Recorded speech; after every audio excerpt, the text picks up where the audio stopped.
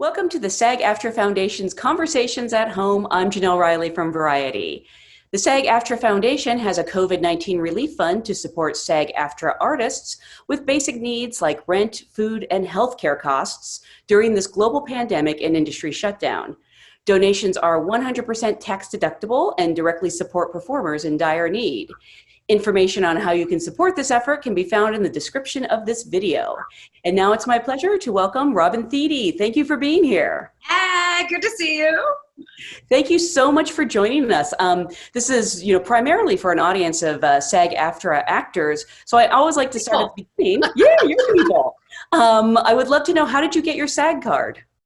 Oh my gosh, I got it on a movie called Johnson Family Vacation that starred Cedric the Entertainer and Vanessa Williams many, many years ago.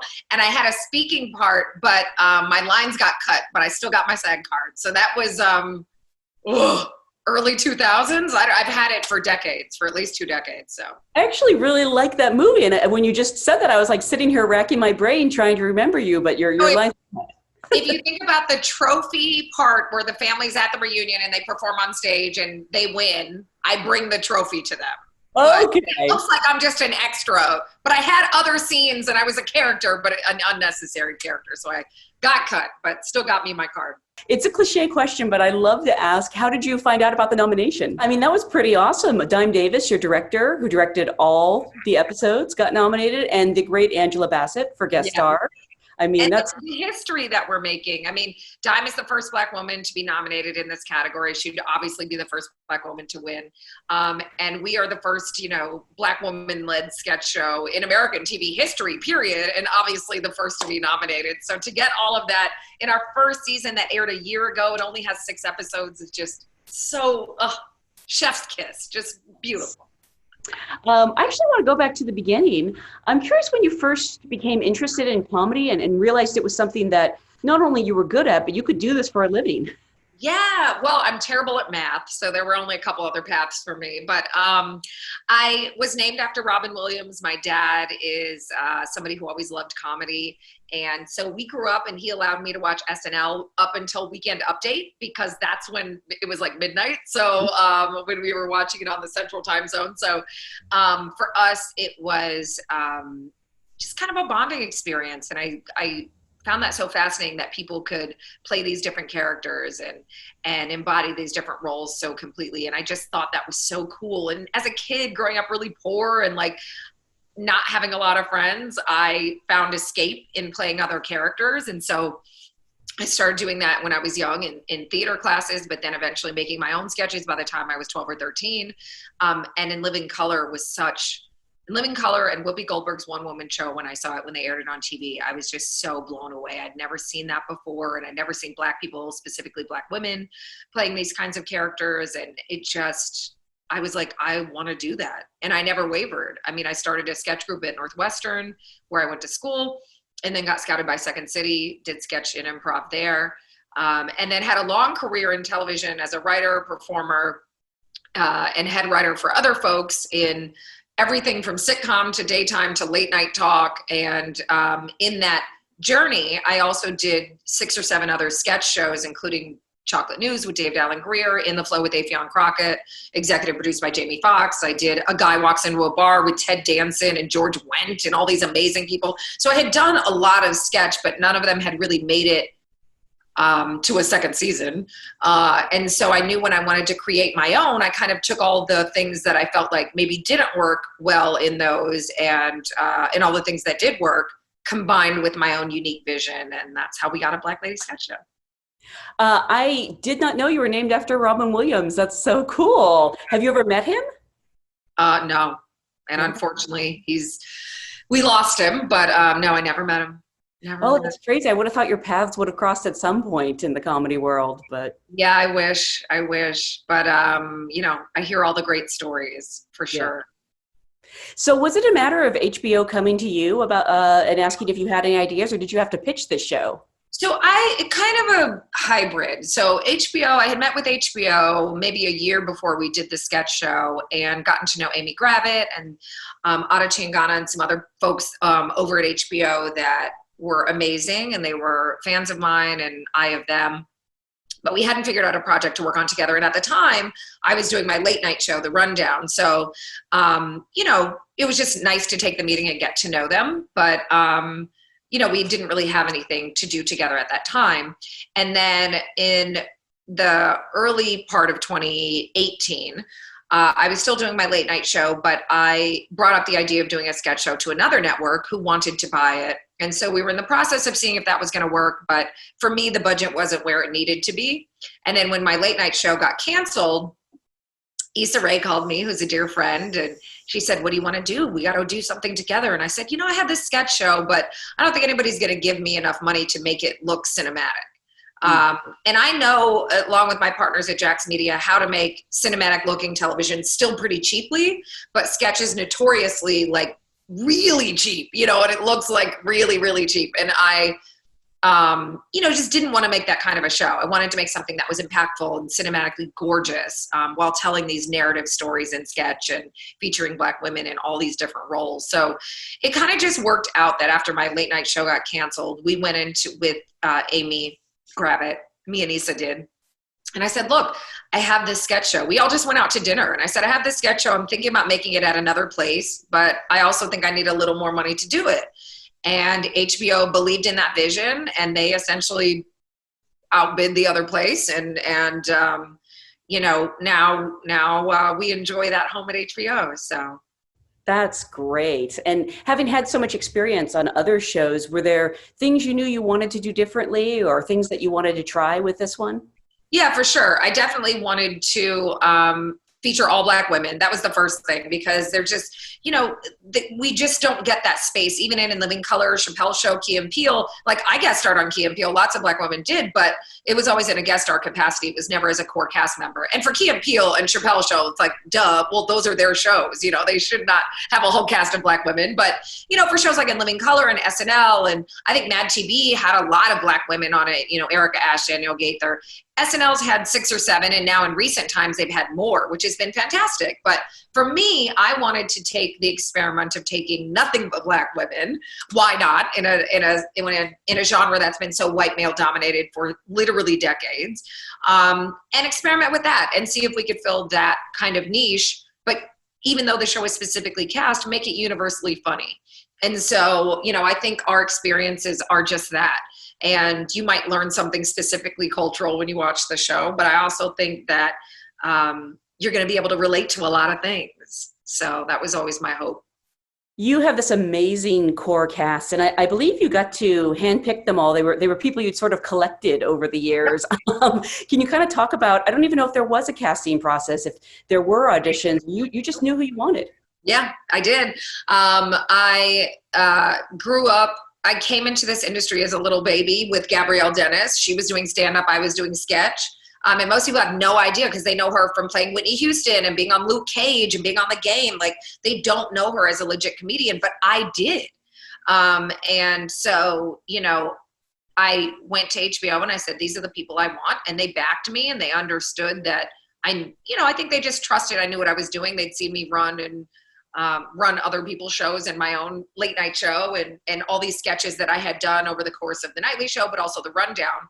The rundown was kind of the ramping up for a Black lady sketch show. If you watch any of those sketches that we did on the rundown, they were highly cinematic. We did a Handmaid's Tale parody that is beautiful and was named one of the top 10 moments in late night that year. So, you know, that was really just setting the table for what we were going to do at a Black lady sketch show. And so I got Gabrielle Dennis, Quinta Brunson, who is a phenom from BuzzFeed and a bunch of other places, but who had yet to really break through in a big series regular role on TV.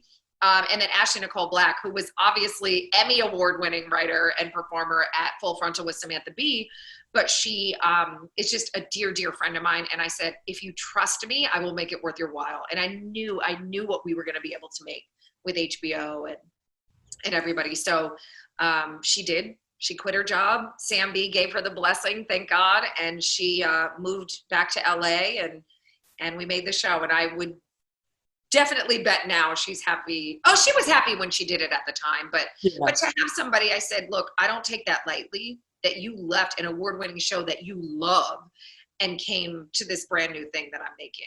You know, I said, you know, I don't take that responsibility lightly, and I'm going to make it worth your while. And I think we did it. What about some of your guest stars? I mean, did you find people were really anxious to come and play? You know, you see Jack A. Harry and Oh, yeah. yeah, Patti LaBelle, and of course, Angela Bassett, who was nominated for Guest Actress. You kicked off with her. I know, right? First episode, right out the gate, Angela Bassett, which is so great. We were so lucky. We had 55 guest stars of varying levels of fame in 6 episodes. Everybody from Katie Donna on YouTube to the Queen, Oscar level talent of Angela Bassett. So, you know, I think everybody saw that this was going to be a playground the likes of which had never been created. So I think for us, it was about creating an environment where they were going to be taken care of, where we don't punch down in our comedy, meaning we never make jokes at the expense of people who didn't do something to deserve it. But we really don't make jokes at other people's expense if we can help it. And I think there's a lot of comedy to be had in the space above lowbrow jokes. And, you know, look, not to say there's not like toilet humor on the show. There definitely, you know, is in parts, but by and large, it's a narrative series that has 3-dimensional characters, and Black women get to play all these different varying types of roles. So I think that was just really attractive to a lot of the guest stars. We wrote specifically for Angela Bassett and Patti LaBelle, but none of the rest of the guest stars were written for specifically. We just wrote really dynamic pieces, sent them the scripts and said, we'd love for you to play this role. And they came in and just knocked it out of the park. We're so lucky. And that was before anyone had ever seen the show. Right, but that's incredible. It's incredible. And it's a testament to, I think, my relationships in the business, but the relationship of HBO, Issa Rae, and also the vision for this show. Because I think people understood. I wrote a lot of letters also, but those are my fellow SAG actors. That's how we do. Like, you know, you write these letters and you say, this is what I'm trying to create. And I want to create a place where actors can come and play and be their authentic selves, but be written for by world-class writers. And our writers' room is top-notch. All Black women came from The Good Place, Transparent, Chelsea Handler's Late Night Show, from literally every corner of comedy. From late night to scripted to features. And so for me, it was important in assembling that room because I knew that material was going to be the calling card for all these amazing actors that we were going to ask for. Can you kind of take us through the process of getting a sketch on the air, like from the initial pitch in the writer's room to when you're shooting and you find like this amazing hair and makeup and these costumes? Yeah, it's a long process. I mean, so we start with pitches in the room. So the writers and I, you know, come up with ideas every day. And we pitch them around in the room, and we have a formula in our room for what makes a sketch viable for a Black lady sketch show, which I will not share, but but we have a formula, and it's not a rigid formula. It's just like you need to tick certain boxes to make sure that it's narrative, cinematic, aspirational in some way, and has fully developed characters. So those are the general tenets. But they thread that needle and they do it so well. So then we write the sketch. The writer will go out and write that sketch or write it by themselves or with another writer. And then we'll bring it in. My head writer, Lauren Ashley Smith does a round of notes. Then I read that next version. I do a round of notes, and then we table everything every Friday internally, just in our writer's room. And then we see what has legs. And sometimes on the page it sounds great, but when you read it out loud, it's just not funny. So sometimes we'll take it back and rewrite it. But then long story short, we have a packet of sketches that goes 3 or 4 times in our writing process to our producers. They give us notes. We do rewrites. Then it goes to HBO. Notes, rewrites. So things get rewritten a dozen times at least before they get put on the schedule, and hundreds of sketches get cut. We write hundreds of sketches to only air about 36, plus our 18 interstitials. So it's a lot of volume. It happens very fast. We're writing new sketches every single day of the week. And the turnaround is just super, super fast. So then they get approved. We table read them with the network. We table read them internally so we can cast each of the actors in each of the roles, because we don't necessarily write with each of us in mind. Sometimes we do, but sometimes a lot of roles are up for grabs. And that's a testament, again, to the talent of these amazing actors on this show, is that they can step in and read characters and bring them to life based on just what's on the page, and do that 100 times in one season, you know, between the 4 of us. And then the network will read the table reads once we have everything cast. And then we start casting guest stars. because we'll still cut some sketches after that big network table read.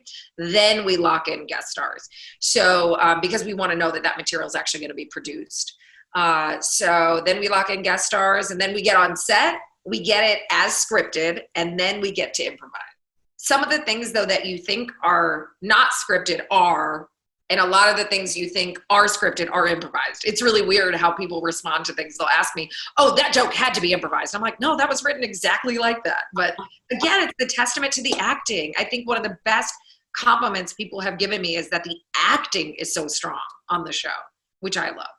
It's so strong, and your cast gets to play judges and spies and men. I imagine there's no limitations on what you want to do. Yeah, it's so fun. We get to play literally everything. And I think, again, it's just that perfect playground that any actor wants to have in terms of being able to be given the freedom.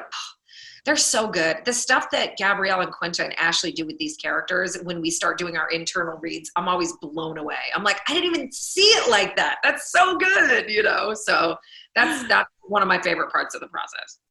It's funny, I find myself getting actually like kind of invested in some of these recurring characters. Yeah. I hope that's the hope. I mean, that's the benefit of doing a narrative sketch series. Like, that really means we're telling stories. It's not just like, you know, a silly sketch where one person has a catchphrase for 3 minutes. Like, we really want to take you on a journey so that, and you'll notice a lot of the sketches have cliffhangers or, you know, other things that pop in and out. There's so many Easter eggs in the show. We want people to feel involved and included.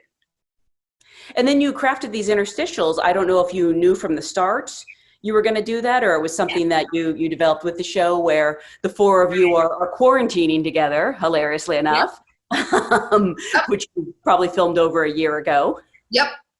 And we knew, I knew that with this administration, anything was possible. And I thought, well, who better to survive the end of the world than 4 Black women? So that was my aspirational thought. But, you know, I'm sorry I was right. The writers thought I was crazy. I had this fever dream, and I came into the writer's room, and I had written it back and forth on a scrap of paper. And I was like, this is what we're doing. And they were like, what? Because I knew that the interstitials, when I sold the show, I knew the interstitials were going to be a storyline, that they were going to be a continuing storyline with 4 women in one location throughout the season. So I knew that's what it was going to be. But other than that, we hadn't quite cracked what it was going to be. And we were playing with the end of the world, but then I really understood what the order was going to be. Wow. And so I brought that in. The writers thought I was insane, but they trusted me, and they were game and wrote it up. And we worked together to really craft those scenes to make them feel natural. But also, you know, so you get to know us a little bit better. We spend so much time on this show in character and are often unrecognizable. So I think, you know, for us, it was about letting people see our actual faces also. And then having those important conversations that we wanted to have about dating and cancel culture and adolescence and, you know, all sorts of things. I'm curious, it sounds like you go through so many steps before a sketch can get on the air. Was there ever anything you were sort of unsure of, you didn't know how it would play, and it ended up getting a great response? Yeah, the interstitials. The story with us quarantining in the house. I mean, that couldn't have worked out any better.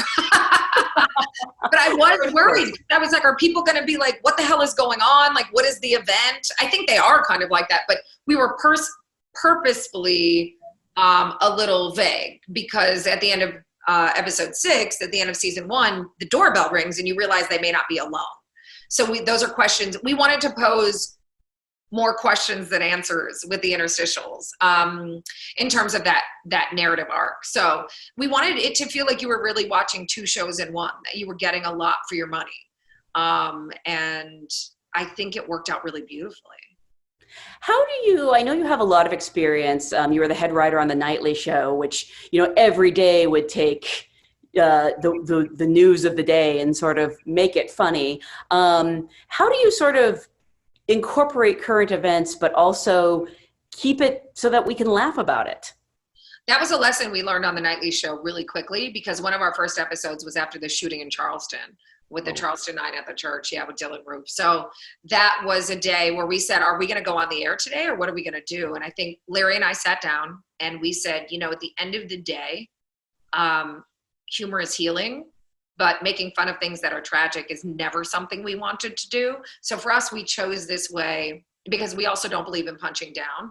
We also chose this way of making fun of the people's reaction to the event. So people that were covering it in ridiculous ways and focusing on things that had nothing to do with the tragedy.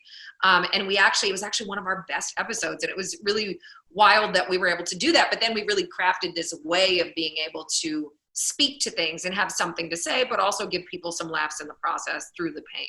So, the sketch show is not that heavy and we don't cover politics in that way, but for me, I kind of honed that doing the nightly show and the rundown, being able to, take really egregious things and find the humor in them. I think that's what the best comedy does. And I think it's really healing. And I think right now, it's why people are lighting up my social media like, where is season 2? We need it. Sorry about that. That's mostly me. I know. Listen, it's so many people, and I'm so grateful. I mean, we could be in this position and nobody could want us back, but luckily we are, and we will be making it as soon as we can do so safely. And you will tell us who's at the door. You will find out more. Okay, fair enough. Of all the characters you play and all the sketches you've done, do you have a personal favorite? No, they're like your kids, The great thing is the ones where I'm able to shed myself and really lose myself in those characters are the most fun for me. So that's like Claude from Motown Meltdown, Chris of the Chris and Lachelle series, or Dr. Hadassah Ali and Gali Youngman, pre-PhD, the Hertep character. So anybody that feels very different from me is the most fun to play. I think a lot of actors can relate to that because it's really, you get to take all of these traits and craft this 3-dimensional character and then just live in that space. And for me, I know I'm ready to play a character when I can hold a full conversation with someone and they can interview me like as that character. And you can ask me questions like, well, what do you think of, how was your day? What do you think about this? Where'd you grow up? Like not just biographical information, but like, my thoughts on things. And like, I can slip into any of those characters and know what their thoughts are on things and how they would react to things in the world. So I think that's when I know I'm ready. And when I can't do that, then I'm like, somebody else has to play this part because I'm not there, and that's the luxury of this show is that I've got a dynamic group of women who can jump into any of those. I'm the biggest fan of Black Lady Courtroom. Yeah. I find myself singing that sometimes just to myself, Black Lady Courtroom. It's a bit of an earworm. Yes. Funny story about that sketch. It was actually a totally different song set to music that we could not afford. No way. At the last second, like on set, we were like, we couldn't clear the music. We just got to make up a new little song. And we were like, all right, Black Lady Courtroom. And that was it. I mean, it wasn't the day of the shoot, but it was like really late because we'd been, even in the table reads and everything, we'd been singing a different song. And thank God it worked out because the other song was way more complicated and just like too much. This song is just, there are 3 words. It is very simple. Anybody can learn it. You can exchange courtroom for any other 2-syllable word, which is fun. Black Lady Bookshelf. It works, so it's great. Kind of a random question, but I don't know that I've met too many people who have a puppet of themselves. Do you get to keep the puppet? I have the puppet. I have all the puppets. They are locked in a secure vault. We never know when we might need them again. So yeah, I just thought that was such a great idea I've never seen opening credits like that before. Thank you. I thought they were Emmy worthy. The Academy thought otherwise, but it's fine. Well, you'll just have to settle for your 3 nominations. Yeah. I'll just settle for those. Yeah. For your first season. I cannot wait to see what you guys do next. Oh, yeah. I mean, it's so wild. And I will tell you one other thing about the puppets. I directed that open. And yeah, I'm a master puppeteer. I was trained by a teacher from the Jim Henson School when I was a young kid. And I used to travel the country with a Christian puppet group. And so been trying for years to incorporate puppets into my sketch, and everyone, except for Wyatt Cenac, we did a live sketch show with puppets, but Other than that, no one would ever let me do anything with puppets because they all thought I was insane. And so I was like, all right, when I have my own show, I'm doing puppets, damn it. So yeah, I love the open. I think it's so fun. It was so fun to shoot. My little niece is in it. Like, it's just great. Yeah. Can I ask what the name was of the Christian puppet group? It was called The King's Kids. Oh, okay. That's not too bad. Sometimes you get these really unintentionally hilarious names, so I had to ask. No. After Jesus. Well, on behalf of the SAG-AFTRA Foundation, we really want to thank you for joining us and sharing your experiences, process, and craft with your fellow performing artists. Thank you so much for being here, and again, congratulations on the show. Thank you, Jenelle. Thank you so much, and thank you to the SAG-AFTRA Foundation. I love the work that you do, and it is very necessary, and I love my union.